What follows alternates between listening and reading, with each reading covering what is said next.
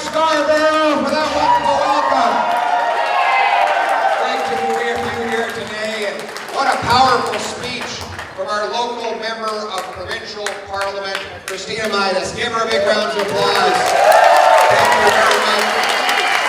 She has been relentlessly fighting for her people, all the while raising 3 small children, all of whom have been born since she was elected only 4 years ago. You can imagine this has been a very busy term in office for her. So it is an incredible honor for me to stand with someone of such profound conviction, who's demonstrated her willingness to pay a political price, to do the right thing, and to stand up for the freedom of all people. Thank you so much for Christina for being part of my team. When I called Christina and asked for her support in the leadership race, she said, I have an important question for you. Do you believe in free speech? Yes. I said yes. She said, how would you like to give one? And that's how I ended up here today, giving this entirely free speech with all of you. But it is an appropriate way to start the remarks because, you know, whether you've been in this country for 300 days or your ancestors have been here since 300 years ago, we all came to Canada for the same reason, right? People wanted to leave places where governments ran their lives, told them what to do, and took away the fruits of their labors. They wanted the chance to carve a little piece of paradise out of that big, cold patch of land we call Canada. They came here not for free stuff, but for freedom, right? And when my great-grandfather went from France to Saskatchewan about 100 years ago, Wilfrid Laurier was Prime Minister. And they asked him, what's Canada's nationality?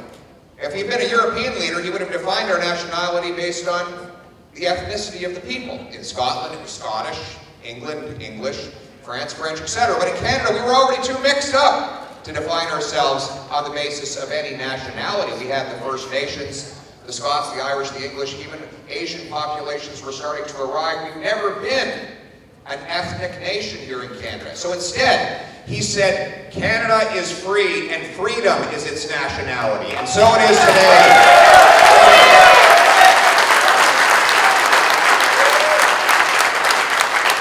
But lately, Canada has not felt so free, has it? No. People feel like they're losing control of their lives.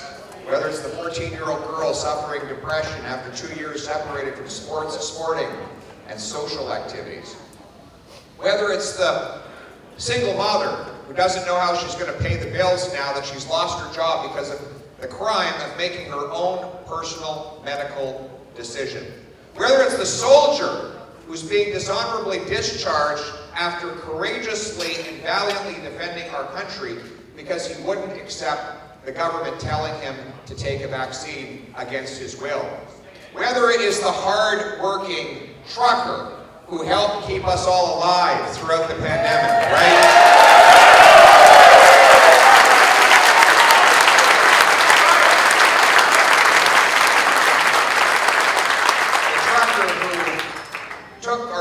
Services across the border safely and without a vaccine, and was called a hero until suddenly the Prime Minister brought in a mandate, just as the rest of the world was lifting them, on the very people who are least likely to spread a virus because they're alone in a truck all day, right?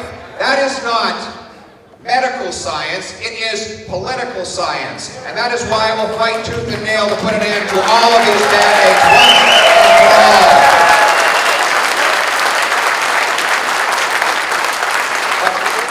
Not just the medical freedoms that we have lost, it is our economic freedoms. You might be the senior who's forced to choose between eating and heating because of the cost of inflation. You might be the single mom who's skipping meals now so that your kids don't have to because you're one of the 4 and 5 families who've cut back on your diet because you can't afford groceries anymore. You might be the Northern Ontario miner who's working 60 hours a week but can't afford the $2 a liter diesel to gas up your truck and drive and see your dying parents in Thunder Bay for one last time before they go. Or you might be the 32-year-old still living in your parents' basements because you can't afford the $1 million it costs for the average home. Do we have any of those in the crowd today? No. Because I don't want, look at this everybody. What's your name? Graham. How old are you? 4. I see that you're planning ahead. It says here, Pierre, 4 p.m., because I don't want to live in my dad's basement when I'm 30.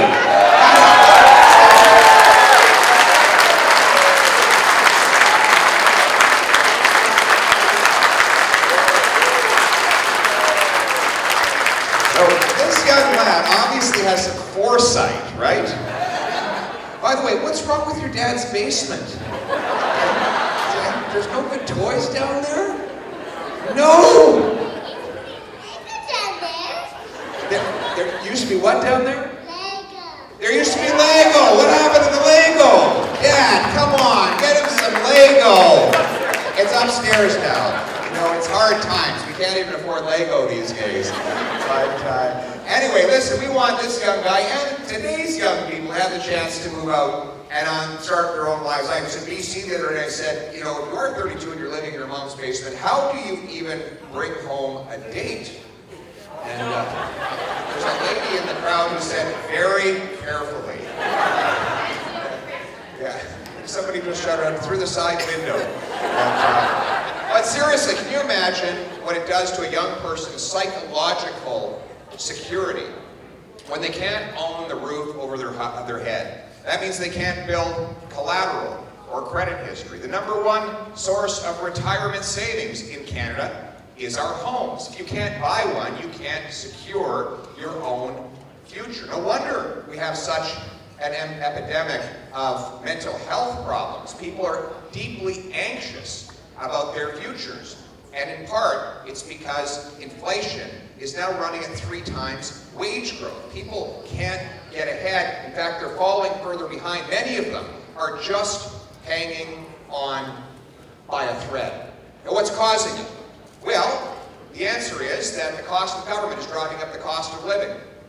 Inflationary deficits send more dollars bidding up the price of fewer goods. Inflationary taxes make it more expensive to produce those same goods. The more government spends, the more people pay. It's just inflation, right?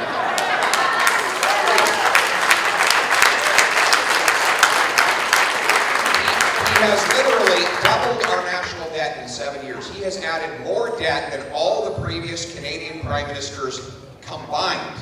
Now, all of that money had to come from somewhere, so he taxed as much as he could get, and then when he ran out of that, he borrowed even more. And then when he ran out of money to borrow, he had the central bank print the cash, increasing our money supply by $400 billion in just the last 2 years.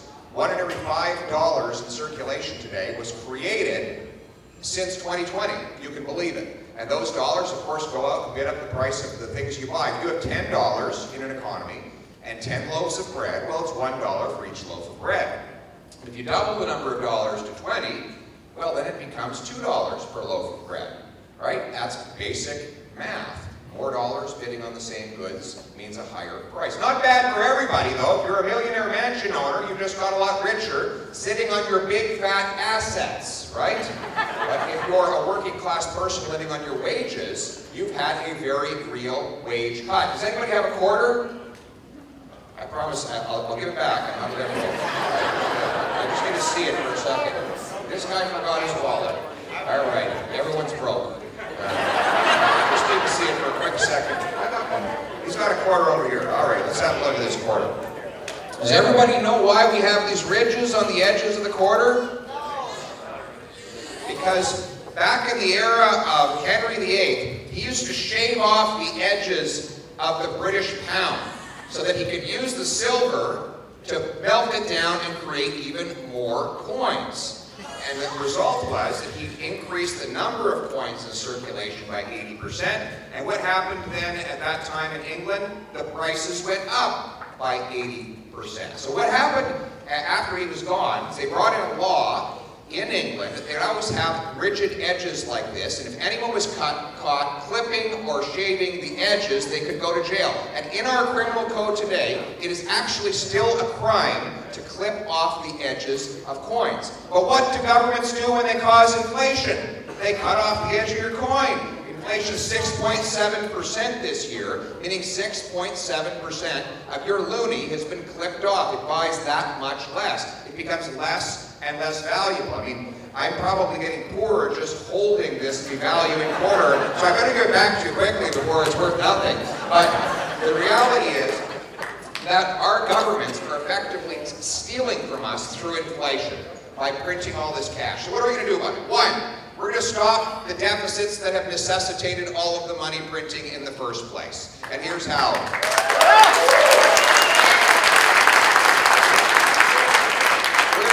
Trudeau's $100 billion new slush fund, extra unnecessary spending that's stacked on top of all of the spending we were doing before. We do not need bigger government. We need more results for the money that we already spend. Two, he's got this multi-billion-dollar infrastructure bank. We need infrastructure. We don't need a bank. All that bank is going to do is pay bonuses to the executives who have so far not completed a single project with the money and have put in place loan guarantees to protect large corporations that fail to deliver their projects on time and on budget. If they deliver the project, they should make a profit. But if they don't, they should be the ones who take the loss, not taxpayers. I'm going to get rid of the multi-billion-dollar infrastructure.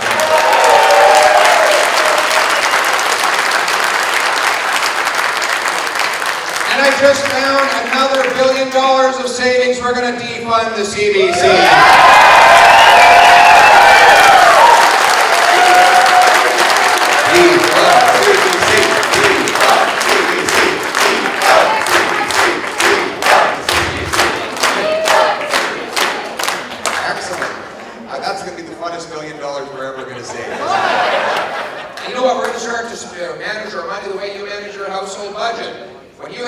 When you increase spending in one area, you reduce it somewhere else. You have to find the money within your budget. It's either or, not and. You know, the great economist Thomas Sowell said that the first law of economics is scarcity. There's always more demand for stuff than there is stuff to have. The first law of politics is to ignore the first law of economics, right? Politicians are the only creature in the universe that live without scarcity by simply pushing it off onto the population, by taxing it, lowering it, or printing money to cause inflation. So how are we going to stop that? We're going to bring in the pay-as-you-go law. Here's how it works. For every new dollar of spending the government brings in, they'll have to find a dollar of savings to pay for it. Just like you do in your household.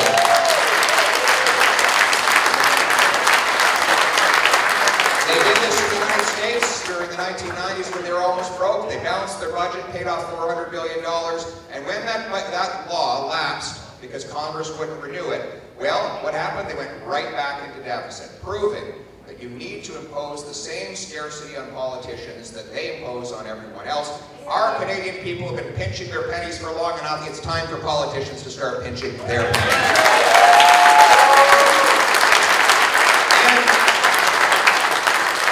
Stop the Bank of Canada from enabling government spending initiatives. The bank exists for one reason, to keep stable prices. Low inflation is supposed to be their mandate. They target 2%, it's now 6.7%, more than triple what they're supposed to be hitting. And that's because they forgot their job. They think it's to bankroll Justin Trudeau and become his personal ATM.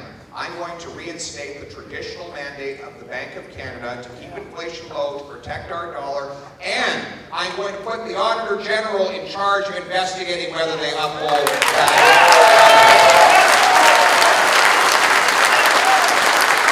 And now they have this idea that they want to bring in a central bank digital currency, right?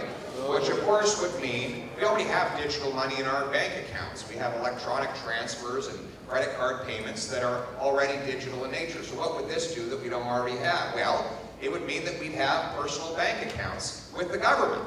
Now, who trusts the government to manage our personal bank accounts? You saw what they did to their political opponents just over a month ago with the Emergency Act, raiding people's bank accounts, freezing them out of their money so that they couldn't even pay their mortgages. Imagine how they could attack our civil rights if they controlled our bank accounts. Imagine how they could buy votes by creating new cash and favoring certain voters or punishing certain industries like energy in order to achieve their political objectives. This is nothing more than a government takeover to restrict our economic and financial liberties. I will stop it. I will ban a central bank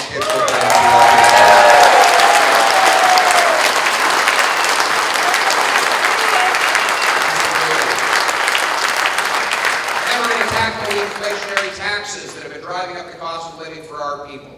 You know, politicians like Justin Trudeau, Patrick Brown, and Jean Charest have all supported a carbon tax, even though it's been demonstrated to do absolutely nothing for our environment while driving up the cost of living on our working class and driving jobs out of our country to more polluting jurisdictions. This is not about fighting for the environment, this is about raising revenue for the government, and I will put an end to it by axing the Liberal carbon tax altogether.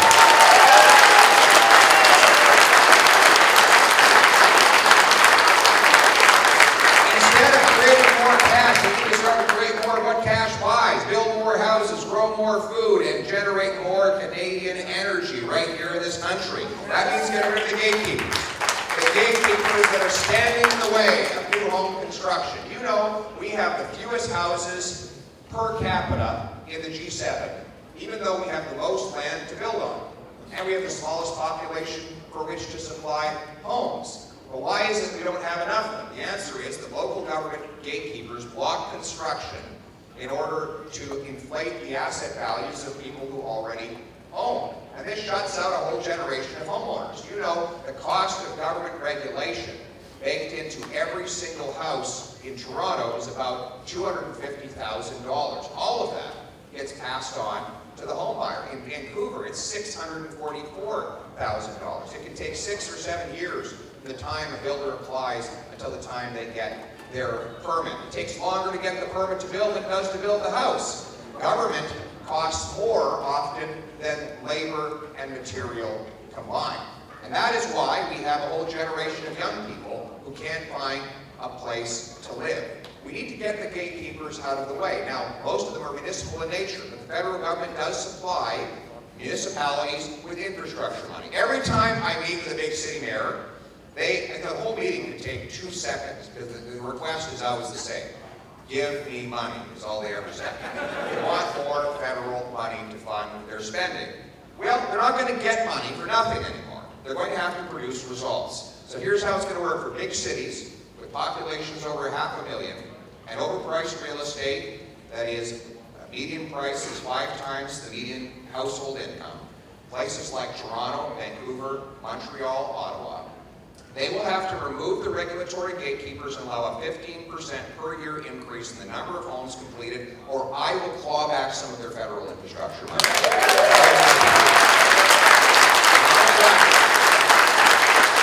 There will be a period as well. Right now, Trudeau's put in place this big housing plan, $10 billion. So I believe we can do it for half the price and save the money. We're going to take $5 billion, and we're going to turn it into a pay-for-performance model. If you're a businessman, you get paid when you deliver the product. So the municipalities want money for infrastructure related to housing. They will get $10,000 for each extra unit of housing that gets completed. They get the job done, they get the money, get the gatekeepers out of the way, get our young people into the homes. That's what we're going to do. And we're going to sell off 15% of Canada's 37,000 underutilized federal buildings. These buildings were underutilized before the pandemic, and many of them are outright empty right now. Stats Canada has gone to a full work-from-home model, and yet these buildings sit there empty while young people can't find a place to live. I'm going to sell off 15% of them, convert them into affordable housing, use the proceeds of sale to pay off parts of the deficit. And guess what? Right in downtown Toronto, we'll have lots of space for new housing when we sell off the CBC's headquarters.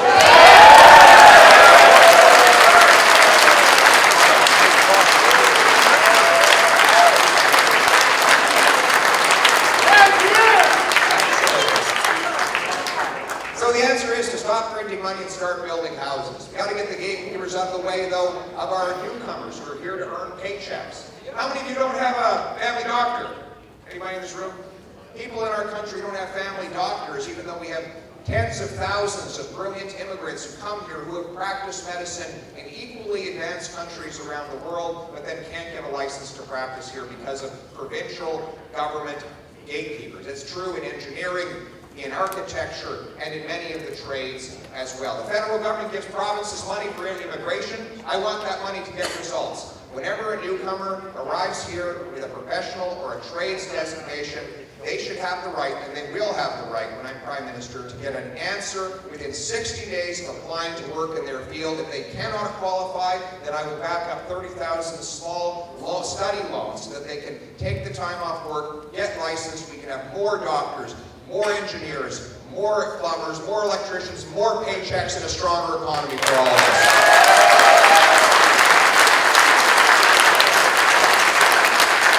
We're going to get rid of the gatekeepers that stand in the way of the production of clean, green Canadian energy. You know we're importing 130,000 barrels of overseas oil to Canada every single day, even though we have the third largest supply of petroleum on planet Earth. Well, that's because Justin Trudeau has attacked our energy sector with regulations that prevent us from building pipelines and digging new mines. My government will do precisely the opposite. We will repeal the No New Pipelines Bill C-69. We will replace it with a policy that approves projects quickly, consults with our First Nations, and gets things done so that we can build Canadian pipelines to Canadian consumers to deliver Canadian oil and generate Canadian paychecks once and for all.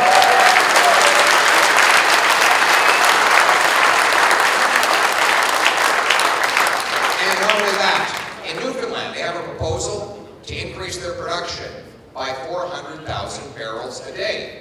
That's more than enough to replace the 130,000 we're bringing overseas. So I will approve Newfoundland's increased production, replace the overseas oil, and within 5 years we will ban dictator oil from Canada altogether.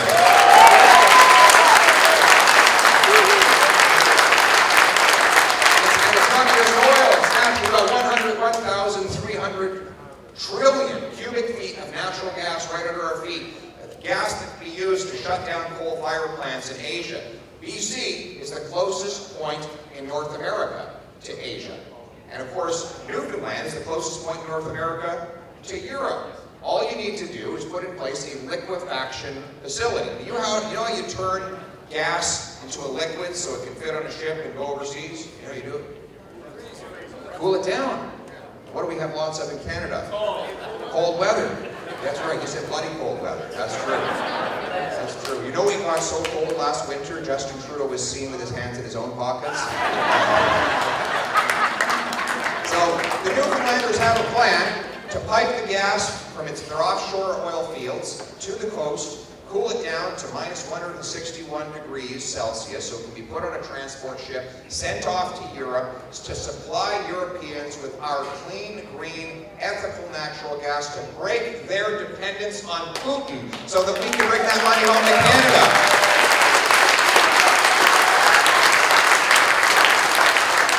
Instead of attacking our energy sector, we're going to ban municipalities from pouring the disgusting practice of pouring raw sewage in our waters, which is what they're allowed to do right now, and they have done trillions of cubic feet of raw, untreated sewage that they've been dumping into our waters, all at the same time as they oppose the lawful and well-regulated production of our energy. We're going to have a policy that actually protects the environment while generating paychecks for our people at the same time. And then we're going to go after the speech gatekeepers. You know, the people who want to control what you see and say on the internet. The woke folk. Are there any woke folk in the room today? No wokesters here. We don't get many wokesters out to my events. I can't imagine why. You know the woke folk. They want to control everything you say. They want to divide us along every possible line. On race, on gender, on vaccine status. And the Prime Minister is the worst offender of all. This from the guy who has such an ugly, racist past of his own. He feels that he can go around accusing other people of racism. You know what's consistent between his earlier life as a young racist and his present life as someone who plays racial politics? All of his adult life, he has divided people by race. He has done this for a deliberate purpose. It's not an accident. It's the oldest strategy in the book: divide and conquer. He believes that if you are afraid of your neighbor, if you think that your trucker is a danger to you, if you're fighting with your coworker, then you'll turn to him to protect you from your fellow citizens. You know, he and his liberal media friends, they almost want to make us afraid of our fellow citizens, because there and then they can give themselves the control over our lives under the false pretext of protecting us from our fellow Canadians. Ladies and gentlemen, under my leadership, we will put an end to divide and conquer, and instead we will honor every Canadian, regardless of race, gender, sexuality, vaccine status. We will unite in freedom.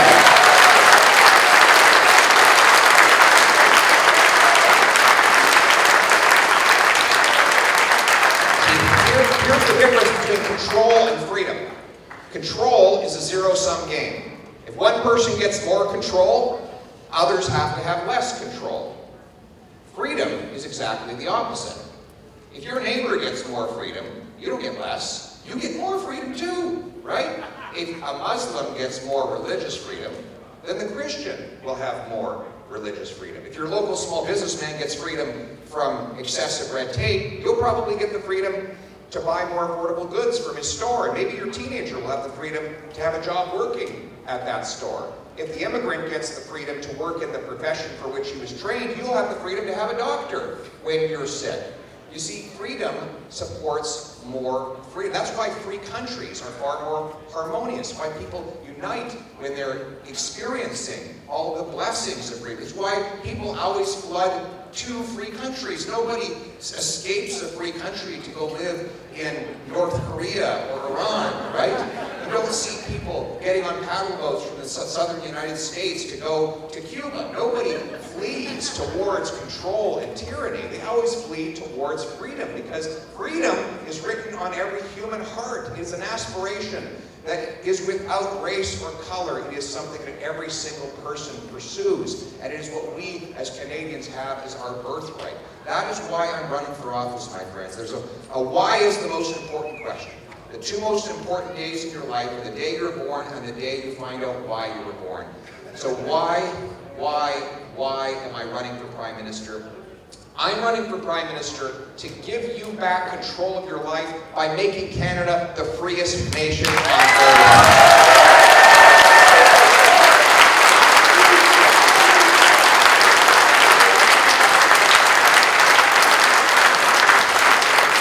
But I can't do it without you.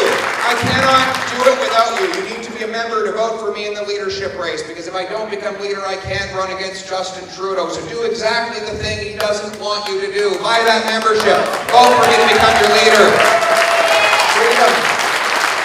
Freedom has never come from the top down, always from the bottom up. The reason the House of Commons is green is because the first commoners met in the field where they forced King John to sign the Great Charter, the Magna Carta, that gave us the freedom we have today. Freedom from taxation without representation, freedom from arrest without charge, freedom to have jury trials, freedom of all kinds originated from the bottom and has always been imposed upwards. And that's why I need you to join with me to be part of this effort to defend our freedom. It is a contract between the dead, the living, and the yet to be born. It is the duty of every living generation to defend that 800-year tradition of freedom that we inherited here in this country. It might be 800 years old, but it is only one generation deep, and it is the duty of these generations in this room to rise up and defend it. In the words of the great Canadian Prime Minister John Diefenbaker, who said, "I am a Canadian, a free Canadian, free to speak without fear, free to stand for what I think right, free to oppose what I believe wrong, free to worship God in my own way, free to choose those who shall govern my country."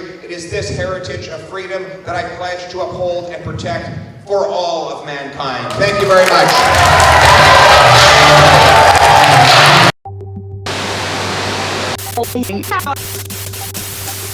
Let us go forth to lead the land we love.